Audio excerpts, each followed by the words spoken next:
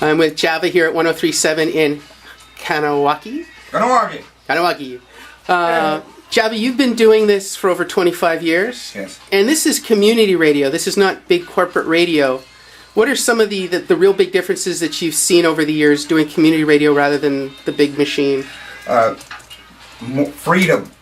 That's what I noticed. And you can ask Ted as well. I mean, there's a lot more freedom doing community radio. I've been in the business 25 years. I haven't been here for 25 years, but yeah, that's the big difference. I think we pretty much can play any music that we want, any artist we want. Ted and I do a lot of writing for the show, and we don't have to run it through the boss yet. and we push the limit. So it's a lot of fun, and I think that's the biggest difference between corporate radio and being on the air here is the freedom that we get to express ourselves and the freedom that we have to be creative. What are some of the changes that you've seen in community radio, in music over the last 25 years? I mean, everything's really changing over time. I don't know. I don't know if there's really a big change with community radio. The thing that really changed here, when Ted came over, we became more of a commercial station, which seems funny. I mean, no, Ted's making faces in the back, you can't see him, but it's true. I mean, we have more of a mass appeal now.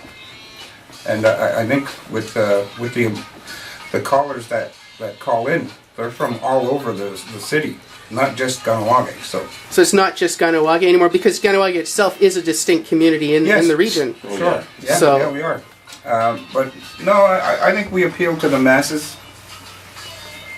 Paul, you've been doing radio for an awful long time too. 21 years. Yeah. Do you see a lot of differences working out here than when you're working at a traditional Montreal station? Well, I worked at the CBC. I've worked for all of the big corporate TV stations and most of the radio stations in town, and it's a huge difference. I mean, it's such a community feel here. It really is for the people, and you see immediate results. I mean, you walk around town and people talk to you like you're their friend. You know, they know you. You don't necessarily know them, but you feel that you're supposed to, and you get to know them very quickly. So there's a real, you're really in touch with your listenership, and that's what I really love about this place. It's why I came back 17 years later after leaving. When I started in radio in 1982, and back when Ted started back in the early 20s, we did a lot of working with McCurdy turntables and cart decks, and we had to cut tape. That here.